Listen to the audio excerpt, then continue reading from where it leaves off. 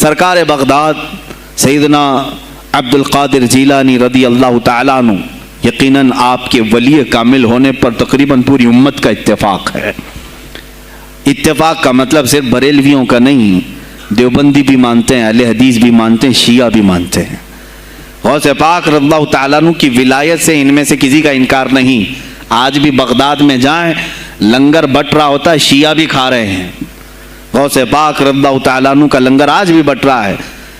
Baghdad کی وہ ایک ایسی بارگاہ ہے جہاں سنی اور شیعہ دونوں ہیں، دونوں تسلیم کرتے ہیں ان کی ولایت کو۔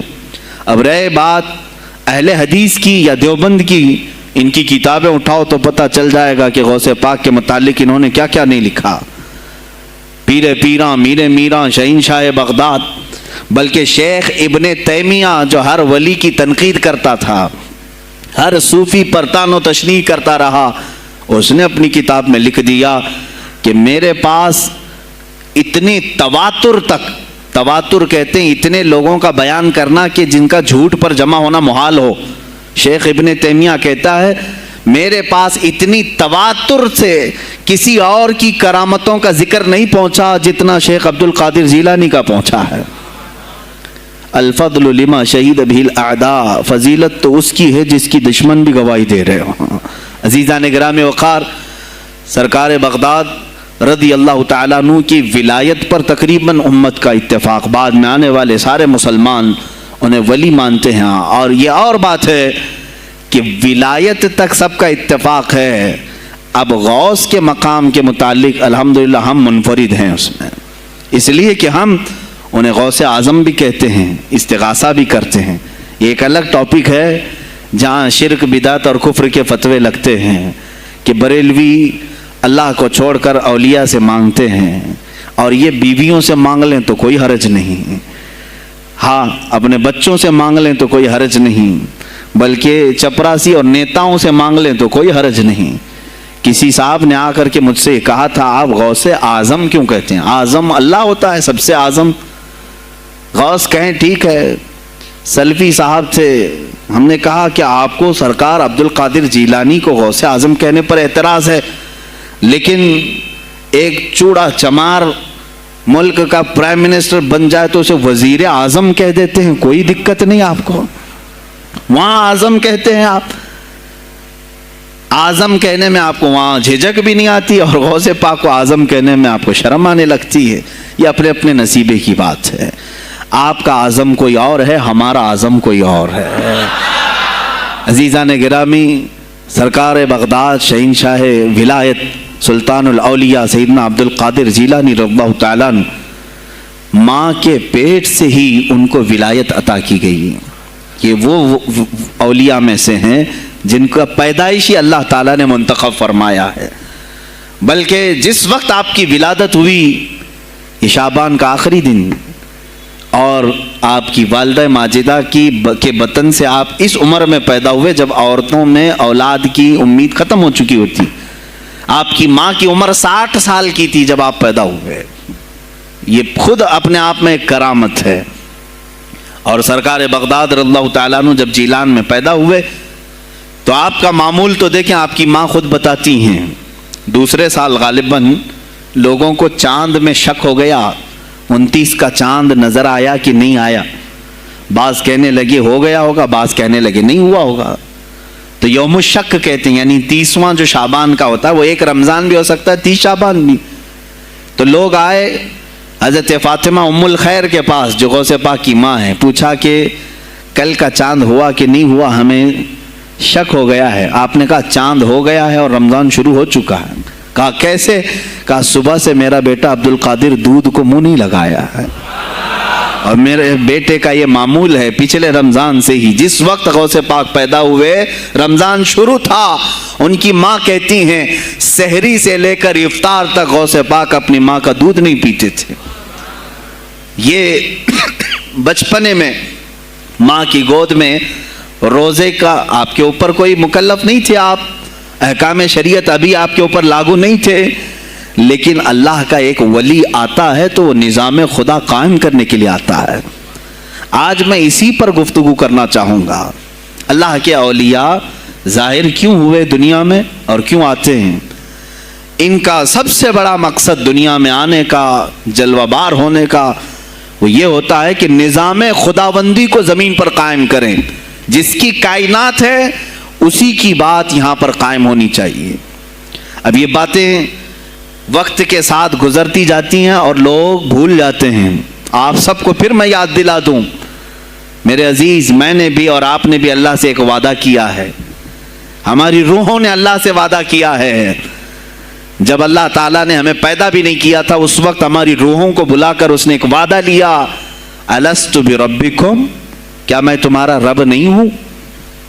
میں تمہارا مالک اور خالق نہیں ہوں؟ تو سب کی روحوں نے کہا تھا قالوا بلا وربنا، کیوں نہیں مولا، تو ہی تو ہمارا رب ہے. رب تعالیٰ نے فرمایا کیا تم اسی وعدے پر برقرار رہو گے دنیا میں جانے کے بعد؟ سب نے کہا تھا ہم وعدہ کرتے ہیں مولا اسی پر باقی رہیں گے. یہاں آنے کے بعد کتنے وہ لوگ ہیں جو اس کی ربوبیت کا اقرار کرتے ہوئے اس کائنات میں صرف اس کے گن گاتے ہیں. کفار و مشرکین تو وعدہ خلاف ہیں، توڑ دیے، انہوں نے اللہ کے علاوہ کسی اور کو خدا بنا لیا.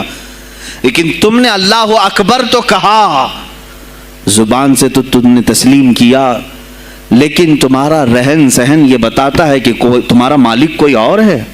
کسی اور کو راضی کرنے میں لگے ہوئے ہو، کسی اور کی دریوزہ گیری کر رہے ہو، کسی اور کی خوشامدی میں کھڑے ہوئے ہو. درباروں کے آستانوں کے دروازوں پر تمہارا کھڑا ہونا گھنٹوں پر کسی کو راضی کرنے کے لیے، یہ تمہارا عمل بتاتا ہے کہ تم نے رب اعلیٰ کو اکبر نہیں سمجھا. وعدہ تو تمہاری روحوں نے کیا تھا کہ تیرے سوا کسی کو ہم حاکم نہیں تسلیم کریں گے. حاکم اعلیٰ صرف اللہ ہے. اولیاء کاملین یہی بات یاد دلانے کے لیے آتے ہیں، پھر تمہیں یہ یاد دلانے کے لیے آتے ہیں. اور جس شان سے وہ دنیا میں آتے ہیں بچپن سے ہی ان کے حالات ایسے ہوتے ہیں کہ شریعت طاہرہ کی پابندی ان کے ہر قول و عمل میں نظر آتی ہے، ہر قول و عمل میں. اس لیے کہ ہم جس کی زمین پر ہیں اور جس کی آسمان کے نیچے ہیں، بات ہوگی تو صرف اسی کی ہوگی، بات ہوگی تو صرف اسی کی ہوگی. مجھے ایک بات یاد آتی ہے، سرکار مفتی اعظم ہند رحمۃ اللہ تعالی علیہ، آپ کے سامنے کوئی صاحب تقریر کر رہے تھے، یہ زمین سب کی ہے، ان کی بھی ہے، ان کی بھی ہے، ان کی بھی. آپ نے کہا چپ رہو، زمین اللہ کی ہے اور صرف اللہ کا نام ہو. یہ سب کی ہمت نہیں بولنے کی.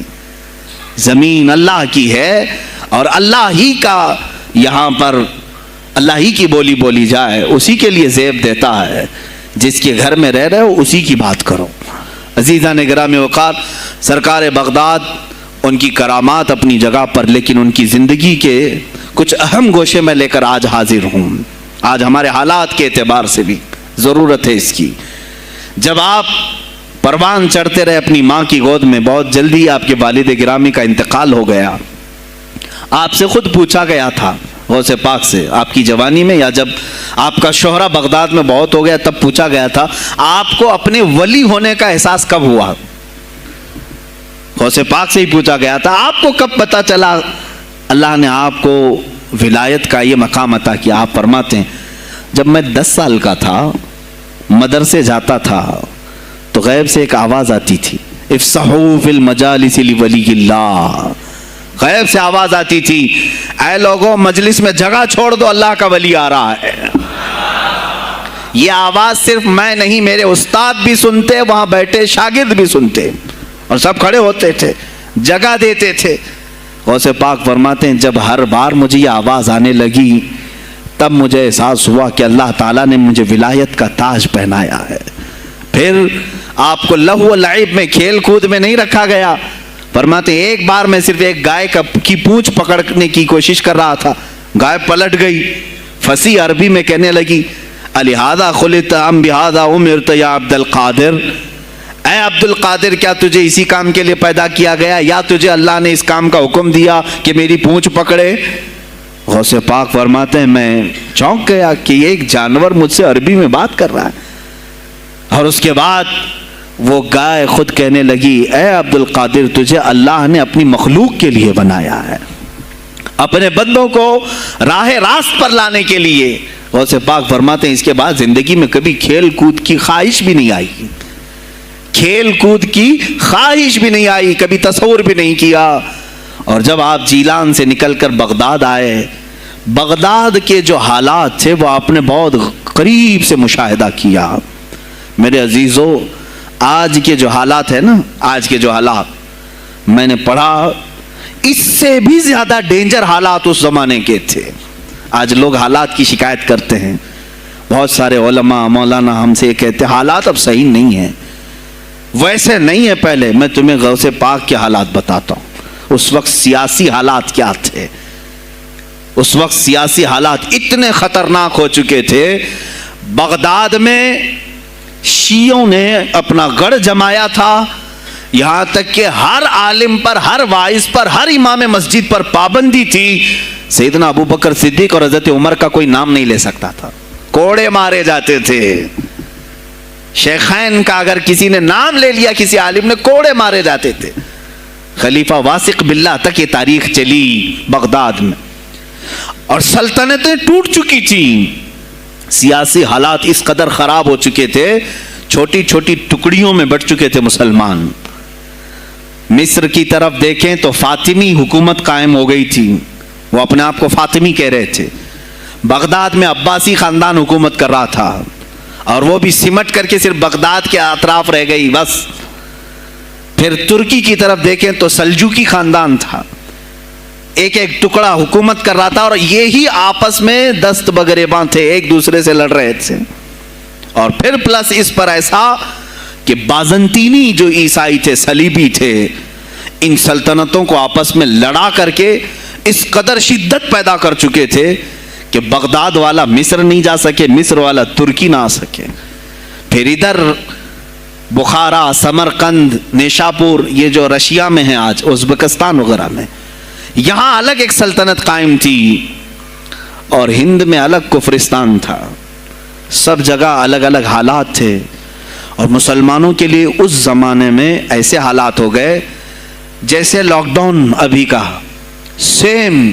میں آپ کو بتا دوں سچویشن, لاک ڈاؤن میں کیا ہوا تھا معلوم ہے؟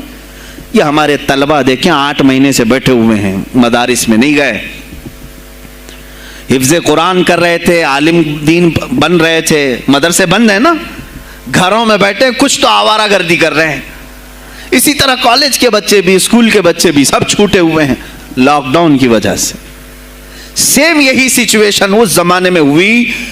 بغداد علمی مرکز تھا, کوفہ اور بصرہ علم کے مرکز تھے. آپسی رنجشوں کی وجہ سے بادشاہوں کی طلبہ ایک جگہ سے دوسری جگہ کا سفر نہیں کر سکتے تھے. بغداد کے سارے مدرسے بند پڑے ہوئے تھے, کیونکہ طلبہ آ نہیں سکتے. کہاں سے آئے تم؟ مصر سے آئے, واپس جاؤ, اس سلطنت میں کیا کر رہے ہو؟ اس طرح کی سختیاں. یہاں تک کہ یہی زمانہ ہے جب حسن بن صباح نام کا ایک ایسا منافق جس نے اس زمانے کے بادشاہوں کو خرید لیا اور کچھ لوگوں کو نشے کا خوگر بنایا. حشیشین وغیرہ آپ نے سنا ہوگا, صلاح الدین ایوبی کا زمانہ ہے یہ. غوث پاک سے صرف 4 سال بعد صلاح الدین ایوبی آئے, صرف 4 سال بعد. اس زمانے میں حسن بن صباح نے ہزاروں نوجوانوں کو نشے کا عادی بنا دیا تھا, ہزاروں نوجوان. اور کیسا نشہ, کوکین, افیون وغیرہ سب تو لے کر کے تو لوگ ہوش میں آ جاتے ہیں. وہ ایسا تھا کہ اس نے جو نشہ دکھایا تھا, ایک چھوٹے سے کمرے میں ان کو رکھتا اور انہیں بتاتا کہ یہ درخت ہیں, یہ نہر ہے, یہ محل ہے, یہ حور ہے, تو اسے وہ جنت ہی سمجھتے تھے. اور پھر اس کمرے سے باہر نکالتا اس کو, تڑپ تڑپ کے آدمی مر جاتا کہ مجھے میری جنت میں واپس کرو. وہ جنت نہیں, کمرہ ہوتا تھا, لیکن نشہ اسے ایسا کرایا جاتا تھا کہ اس کمرے کو وہ جنت سمجھنے لگتا تھا.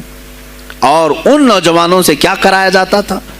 ان کو نشے کا عادی بنا کر کے باہر نکالا جاتا, انہیں ٹارگیٹ دیا جاتا, فلاں مجلس میں جاؤ, فلاں خلیفہ کو قتل کرو, فلاں وزیر کو مارو, فلاں سپاہیوں کو مارو, فلاں عالم دین کا قتل کرو. اور وہ اپنا ٹارگیٹ پورا کر کے آتے اس لیے کہ انہیں نشہ چاہیے تھا.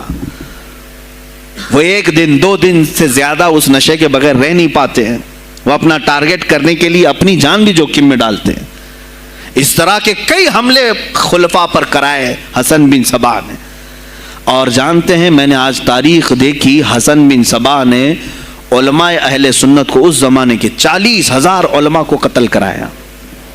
یہ وہ زمانہ تھا جب بغداد کا حال یہ تھا کہ نشہ زیادہ ہو چکا تھا، علم دین کے مراکز بند ہو رہے تھے اور علماء بولنے میں ہچکچا رہے تھے، ڈر رہے تھے، اور سلطنتیں آپس میں ایک دوسرے سے ٹکرا رہی تھیں. جو خلیفہ بیٹھتا وہ نہایت عیاش قسم کا خلیفہ آتا تھا. اکثر خلیفہ عیاش آئے، ان کے حریم میں، ان کے حرم خانے میں، یعنی ان کے محل میں 40 عورتیں ہوا کرتی تھیں جن کے ساتھ وہ وطی کرتے، جمع کرتے. جبکہ وہ مسلمان خلیفہ ایک بادشاہ کے لیے چاہے کوئی بھی ہو 4 سے زیادہ کی اجازت ہے، 40 کنیزاؤں کے ساتھ وہ زندگی گزار رہے ہوتے ہیں. اس میں عیسائی بھی ہوتی، یہودی بھی ہوتی، سب قسم کی ہوتی. یہ خلفاء کا حال تھا. تم کیا کہہ رہے ہو ہمارے زمانے کو؟ ارے حالات برے ہیں، حالات برے ہیں. ابھی اور میں بتاؤں کتنے برے حالات اس زمانے میں تھے.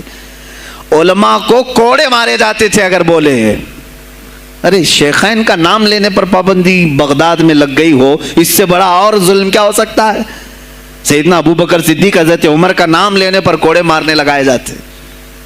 ایسے حالات میں شہنشاہ بغداد سیدنا عبد القادر جیلانی بغداد آئے ہیں جب آپ کی عمر صرف 18 سال کی تھی. 18 سال کی جوانی میں آپ نے ملاحظہ کیا، حالات کو دیکھا، تعلیم حاصل کی بڑے بڑے اساتذہ سے.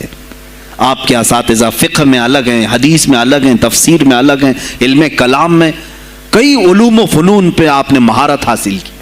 اس کے بعد حالات دیکھ کر کے آپ نے کیا کہا؟ یہ اب یہاں سے میں ہر ایک عالم دین کے لیے بشمول من میرے لیے نصیحت سمجھتا ہوں. غور سے سن لیں. غوث پاک رضی اللہ تعالیٰ عنہ کی زندگی میں ایک موڑ ایسا آیا، اور شاید میں نے بھی کبھی کئی مرتبہ اس طرح سوچا ہے، میں کمپیئر نہیں کر رہا ہوں، لیکن سنیں. حالات کو دیکھ کر کے غوث پاک نے جنگل کا رخ اختیار کر لیا. کیا لینا دینا ہے اس دنیا سے؟ اور آپ خود فرماتے ہیں کہ میرے دل میں یہ ارادہ تھا نہ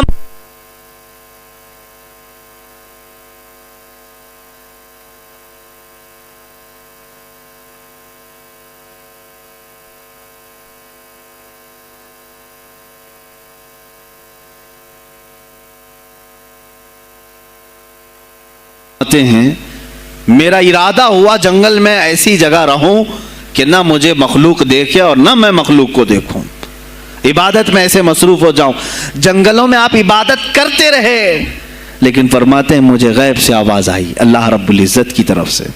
کہا اے بندے قادر، آپ کا نام ہی عبد القادر ہے، اے قادر کے بندے، تجھے اللہ نے جنگلوں کے لیے نہیں بنایا، امت مصطفیٰ کی رہنمائی کر، خلق خدا تجھ سے نفع حاصل کرے، واپس آ جا.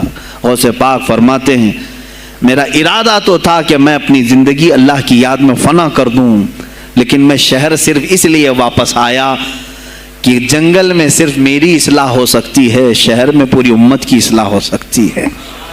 علماء کے لیے یہی آج نصیحت ہے.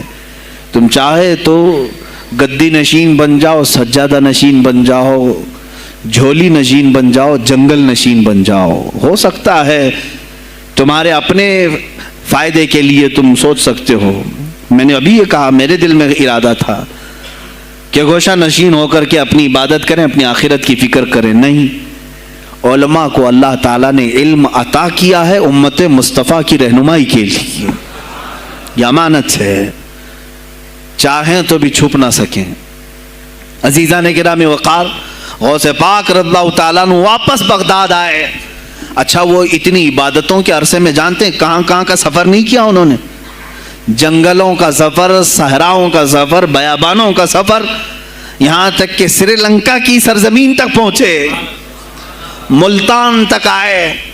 یہ تاریخ کی کتابیں بتاتی ہیں آپ نے پیدل یہ سارے سفر کیے. پھر واپس اسی بغداد آئے جہاں کے حالات بڑے ہی کشیدہ تھے، اور خلفائے وقت کے خلاف زبان کھولنا یہ آگ سے کھیلنے کے برابر تھا، آگ سے کھیلنے کے برابر تھا۔ اور سب سے بڑا مسئلہ تو غوث پاک کے لیے یہ تھا کہ آپ بغداد کے نہیں تھے، عراق کے نہیں تھے، آپ جیلان سے آئے تھے۔ جیلان ایران میں ہے۔ اس زمانے میں طبرستان ایک صوبہ تھا، طبرستان کا ایک شہر جیلان تھا۔ جیلان سے آئے ہوئے تھے بغداد میں، آپ کی زبان فارسی تھی۔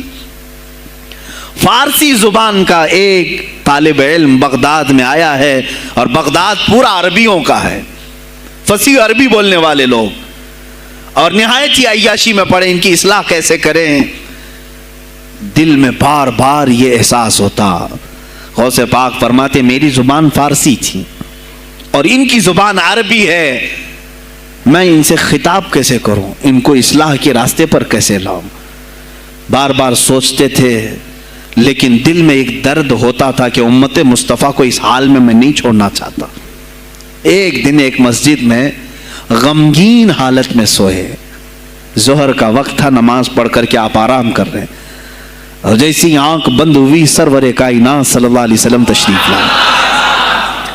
پوچھا عبد القادر کیوں غمگین ہے میرے بیٹے؟ کہا کہ یا رسول اللہ صلی اللہ علیہ وسلم زبان میری عجمی ہے، فارسی، میں عربیوں کے بیچ بیٹھا ہوں، اصلاح کرنے کی کوشش کرتا ہوں، لیکن مجھے یہ عجمی سمجھیں گے۔ اللہ کے نبی صلی اللہ علیہ وسلم نے فرمایا تو اپنا منہ کھول۔ آپ نے منہ کھولا، حضور پاک نے اپنا لعاب پاک ڈالا، دوسری بار ڈالا، تیسری بار ڈالا، چوتھی بار ڈالا، پانچویں، چھٹی، 7 مرتبہ حضور پاک نے اپنا لعاب پاک دیا اور کہا عبد القادر اب اٹھ اور بیان کر۔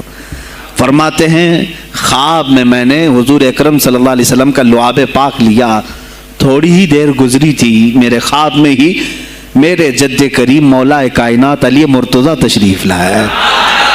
کہا پھر وہی سوال کیا عبد القادر کیوں نہیں بیان کرتے؟ کہا میں فارسی النسل، فارسی ہوں اور عربیوں کے بیچ میں ہوں۔ انہوں نے کہا تو اپنا منہ کھول۔ باب العلم، باب مدینۃ العلم، علی کرم اللہ وجہہ الکریم اپنا لعاب پاک ڈالتے ہیں، 1 بار، 2 بار، 3 بار، 4 بار، 5 بار، 6 بار، بس کیا۔ غوث پاک نے کہا نانا جان نے مجھے 7 مرتبہ پلایا، آپ نے 6 مرتبہ۔ علی کرم اللہ وجہہ الکریم فرماتے ہیں میں برابری تو نہیں کر سکتا، وہ رسول کائنات ہیں۔ عزیزان گرامی وقار، غوث پاک فرماتے ہیں پھر میری آنکھ کھلی، اور اسی جامع مسجد میں جب میں کھڑا ہوا اور خطاب کے لیے لوگوں کو پکارا تو دیکھا ادھر سے بھی مخلوق آ رہی ہے، ادھر سے بھی آ رہی ہے، سامنے سے بھی آ رہی ہے۔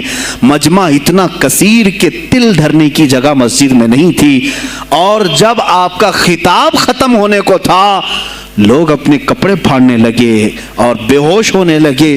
اتنی تیر بہدف کلمات تھے کہ سیدھے سینے میں پیوست ہو جاتے، دلوں میں اتر جاتے۔ اس کے بعد وہی دن تھا سیدنا عبد القادر جیلانی کو لوگوں نے ہاتھوں ہاتھ اٹھایا۔ بغداد میں شہرہ ہو گیا کہ کوئی ایک عجمی آیا ہے اور عربیوں پر فوقیت لے گیا ہے، سارے عربی اس کے سامنے دنگ رہ گئے ہیں، کوئی عربی اس کی فصاحت کو نہیں پہنچ پاتا ہے۔ کئی لوگ امتحان کے لیے بھی آئے، ایسا نہیں ہے کہ غوث پاک کو یوں ہی چھوڑ دیا گیا۔ میرے عزیز تم تو 1000 سال کے بعد کرامتیں سنتے ہو نا، یہی لگتا ہے کہ غوث پاک بہت کرامتوں کے مالک تھے، بہت بڑے عالم اور بڑے ولی کامل تھے، کچھ نہیں ہوا ہوگا ان کے ساتھ۔ ہمارے سے زیادہ خطرے انہوں نے مولے ہیں، ہم سے زیادہ حاسدین ان کے تھے، دشمنی کرنے والے اپنوں میں بھی بہت سارے تھے۔ غوث پاک رضی اللہ تعالیٰ عنہ کا جب خطاب شروع ہوا، کیا ایک خطیب جب مشہور ہونے لگے تو دوسرے مولوی خاموش رہ جائیں گے؟ حسد کی چنگاری بھڑکتی ہے، وہ غوث پاک کے خلاف بھی بھڑکی۔ اور بغداد میں جب یہ شورا ہونے لگا تو کئی علماء اس وقت کے جو بڑے بڑے پائے کے عالم ہیں، ان کی کتابیں آج بھی موجود ہیں، میں نام تذکرے نہیں کر رہا، لیکن انہوں نے ٹیسٹ لینے کی غرض سے، امتحان لینے کی غرض سے کئی لوگوں کو سوالات بھیجے۔ ایک دن مجلس میں ایسا تھا کہ غوث پاک تفسیر قرآن بیان کرتے تھے۔ تفسیر قرآن بیان کرنا غوث پاک کا محبوب مشغلہ تھا، روزانہ قرآن کی تفسیر عرض کرتے۔ ایک دن مجلس میں بڑے بڑے علماء کی جماعت، جس میں عبد الرحمن جوزی جیسے بڑے فقیہ محدث ہیں، ان کی ایک جماعت آئی قرآن کی جو آیت کی تفسیر وہ کر رہے تھے اس تفسیر کو کئی کتابوں سے انہوں نے اخذ کیا اور لے کر کے آئے، مجمع میں بیٹھے، غوث پاک نے تفسیر شروع کی۔ ایک آیت کی کتنی تفسیریں ہو سکتی ہیں، کتنی تفسیریں ہو سکتی ہیں؟ ایک تفسیر بیان کیا، اس کے بعد کہا اس آیت کی ایک دوسری تفسیر یہ ہے، پھر تھوڑی دیر کے بعد غوث پاک نے فرمایا اس کی ایک تیسری تفسیر یہ ہے، پھر کہا اس کی ایک چوتھی تفسیر یہ ہے، پھر کہا اس کی ایک پانچویں تفسیر یہ ہے۔ بیان کرتے جا رہے ہیں یہاں تک کہ 13 تفسیریں ہو گئیں۔ جو بیٹھے ہوئے تھے وہ آش کرنے لگے۔ اس کے بعد اتنا ہی نہیں، آگے بڑھتے رہے، آگے بڑھتے گئے، 40 تفسیریں ایک آیت کی آپ نے بیان کی۔ جو آئے تھے وہ کھڑے ہو گئے اور اس کے بعد غوث پاک رضی اللہ تعالیٰ عنہ کو دیکھنے لگے۔ غوث پاک نے ان کو مخاطب کر کے کہا، اے گروہ علماء، اے جماعت علماء، تم 13 تفسیریں یاد کر کے آئے تھے ایک آیت کی، کیا وہ میں نے شروع سے 13 تک صحیح بیان کیا؟ سب اپنے جبے اٹھانے لگے، کہا ہم تو یہ 13 تفسیریں پڑھ کر آئے تھے یہ سوچ کر کے کہ شیخ عبد القادر جیلانی کو 2-3 سے زیادہ تفسیریں نہیں آتی ہوں گی، 13 کے بعد آپ تو 40 تک پہنچے، وہاں تو ہمارا بھی علم نہیں پہنچا۔ جماعت علماء دنگ رہ گئے اور اس کے بعد توبہ بھی کیا، کہا ہمارے دلوں میں بدگمانی آ گئی تھی، ہم توبہ کرتے ہیں۔ غوث پاک رضی اللہ تعالیٰ عنہ ایک اور مجمع ایسا ہے کہ اس میں 40 کے قریب علماء ہے، سوالات الگ لے کر کے پھنسائیں گے کسی طرح سے ان کو، ڈیفیکلٹ سوالات لے کر کے۔ ایک بات یاد رکھنا، مشکات شریف کی حدیث ہے، جس نے علم اس لیے حاصل کیا کہ کسی عالم کو نیچا دکھا دوں، اسے پھنسا دوں سوال کر کے، حضور فرماتے ہیں قیامت کے دن اسے آگ کی بیڑیاں پہنائی جائیں گی، اس کی زبان کو آگ کی کینچی سے کھینچا جائے گا۔ اس لیے علم حاصل مت کرو، کسی کو نیچا دکھانا، کسی کو بیوقوف بنانا۔ ایک کتاب کہیں سے پڑھ کر کے آئے، مولانا کے پیچھے پڑ گئے، یہ بتاؤ صحیح ہے کہ نہیں ہے؟ پھر اگر اس مولانا صاحب کے دماغ میں اس وقت وہ مسئلہ نہیں تھا، انہوں نے کہا نہیں معلوم، تو آپ کو لگا کہ ہاں میرے سے زیادہ تو ان کو بھی نہیں معلوم، تم نے تو ایک ہی چیز حل کر کے ان کے سامنے پیش کی ہے۔ عزیزان گرامی، اس طرح کی چیزیں ہرگز نہ کریں، یہ بہت بڑا گناہ ہے مغالطے میں ڈالنا۔ غوث پاک رضی اللہ تعالیٰ عنہ ایک جماعت سے خطاب کر رہے ہیں، 40 علماء آئے، الگ سوالات نوٹ کر کے، میں یہ پوچھوں گا، تم یہ پوچھنا، تم یہ پوچھنا۔ غوث پاک رضی اللہ تعالیٰ عنہ نے اپنا خطاب کیا اور سوالات کے لیے اس دن محفل کا وقت ہی نہیں دیا، کہا آج سوالات کوئی نہیں کرے گا۔ وہ لوگ تو سوالات لے کر کے آئے تھے، سب مجمع میں خطاب کے بعد جس کو جو پوچھنا ہے آپ کہتے ہیں کہ پوچھ لو، اس دن کا کوئی نہیں پوچھے گا، آؤ صرف مصافحہ کر کے جاؤ، آؤ صرف مصافحہ کر کے جاؤ۔ تو یہ جو علماء کی جماعت تھی ان کو بلایا، ایک آتے ان کو سینے سے سینہ لگاتے اور کہتے تیرا یہ سوال تھا، اس کا یہ جواب ہے۔ دوسرا آتا اس سے کہتے تو یہ گھر سے سوچ کے آیا تھا، تیرا سوال یہ ہے، اس کا جواب یہ ہے۔ اس طرح 40 سے مصافحہ کیا، معانقہ کیا، ان کے سوالات کے پوچھنے سے پہلے جوابات بھی دے دیے، اور اس کے بعد کہا کیا ہے گروہ علماء، تم سوال کرتے اور میں جواب دیتا تو عبد القادر کی کیا اس میں خصوصیت تھی؟ تم سوال بھی نہ کرو، میں جواب دوں، تب پتا چلے گا کہ میں بندہ قادر ہوں، میں قادر کا بندہ ہوں۔ تم نے سوال بھی نہیں کیا اور میں جواب دوں تو تمہیں احساس ہوگا کہ میں قادر کا بندہ ہوں۔ اللہ رب العزت کا کی صفاتی نام ہے۔ عزیزان گرامی وقار، علماء نے تنگ کیا، پریشان کیا، آپ کے مجموعوں کو روکنے کی کوشش کی، لیکن ایسا نہیں ہے کہ غوث پاک نے ہر ایک کو اپنی کرامت سے زیر کر دیا ہو، ان علماء کو پورا سلا دیا ہو، نہیں، فیس کیا ہے، مقابلہ کیا ہے، پریشانیاں اٹھائی ہیں، اور خلفاء کے وقت کے سلاطین کی بھی بہت ساری ایسی سختیاں تھی جس کو آپ نے برداشت کیا۔ کئی لوگوں نے آپ پر پابندیاں لگانے کی کوشش کی تھی، یہ تو سرکار غوث پاک کی استقامت تھی کہ آپ جمے رہے۔ اور سب سے بڑا کام آپ کا کیا تھا معلوم ہے؟ خانقاہ کے گدی نشینوں غور سے سنو، جو غوث پاک کا نام لیتے ہیں، سرکار غوث پاک رضی اللہ تعالیٰ عنہ کی اس صفت کو میں بیان کروں تو یہ بغلیں جھانکیں گے۔ ابھی غوث پاک نے سب سے بڑا کردار کیا کیا جانتے ہیں آپ؟ لوگ کہتے ہیں خانقاہی ماحول قائم کرنا ہے، اللہ اللہ کرو, تسبیح لو, دلوں کی صفائی کرو, سب صحیح ہے, لیکن غوث پاک نے تقریباً 25 سال صرف جہاد پر بیان کیا ہے, صرف جہاد پر. کہا کہ اے گروہ مسلمین, تم پر اللہ نے ذلت مسلط کر دی ہے اس لیے کہ تم نے کوششیں ترک کر دی ہیں. حکومتوں کو صحیح کرنے کے لیے آپ نے باغ ڈور سنبھال لی تھی. غوث پاک جب بیان کرتے ممبر سے تو وقت کا جو تخت تھا وہ بھی ہلنے لگ جاتا تھا. خلیفہ مستنجد باللہ, اس زمانے کا خلیفہ ہے, اور تنگ آ گیا. غوث پاک کے پاس جب وہ بیان کرتے اور ان کی عیاشیاں کھول کھول کر کے ذکر کرتے تو لوگوں میں اب احساس جاگنے لگا, کوئی تو اللہ والا آیا ہے جو نظام خداوندی قائم کرنے کی بات کر رہا ہے, نظام مصطفیٰ قائم کرنے کی بات کر رہا ہے. بغداد کی یہ حالات جب ہونے لگے, میرے عزیزو, سلطان الاولیاء غوث پاک کی ہی شہ پر جانتے ہیں صلاح الدین ایوبی جیسا ایک مرد مجاہد پیدا ہوا ہے. یہ آپ کی تحریک تھی, غوث پاک کی تحریک تھی کہ جب بازنطینی عیسائیوں سے آپ نے اپنی پوری امت کو آگاہ کیا کہ تم سو رہے ہو, تم اپنی عیاشیوں میں ہو, تم اپنے نشے میں ہو, تمہارا دشمن تاک میں لگا ہے, گھات لگا کر کے بیٹھا ہے. اور ہوا بھی یہی کہ غوث پاک کے وصال کے صرف 10 سال بعد صلیبیوں نے حملہ شروع کر دیا بغداد پر, مصر پر, ترکی پر, ہر جگہ. اور یہی حملے کی وجہ تھی صلاح الدین ایوبی جیسا مرد مجاہد کھڑا ہوا, اور پھر انہوں نے پورے بیت المقدس کو فتح کر کے اپنے سر ایک صحرا باندھا. آج تک امت اس کے احسان کو یاد کرتی ہے.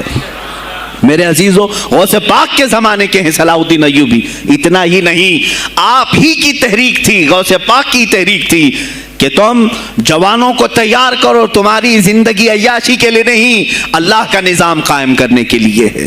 تم اللہ کا نظام قائم کرنے کے لیے آئے ہو دنیا میں, کیونکہ اللہ نے تمہیں خلیفۃ اللہ کہا ہے. اللہ کے تم خلیفہ ہو, تم نائب ہو اللہ کے. تم یہاں پر اپنی موج مستی کے لیے نہیں آئے. اب اس زمین پر بات ہوگی تو صرف میرے مولا کی ہوگی, اس زمین پر بات ہوگی میرے مصطفیٰ کی ہوگی. یہ سیدنا عبد القادر جیلانی کا اعلان تھا. ہے کوئی آج پیران اسلام وہ اعلان کریں کہ آج اس زمین پر صرف ہم ناموس رسالت کی بات کریں گے؟ کون ہے؟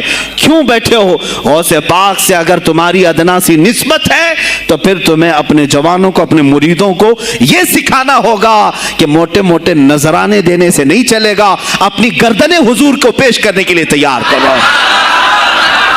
تم تیار ہو جاؤ اپنا خون اور اپنی گردن بارگاہ مصطفیٰ میں دینے کے لیے. یہ آج تربیت دو, ورنہ پھر دشمن تمہیں کچا چبانے کے لیے تیار ہے, کچا چبانے کے لیے تیار.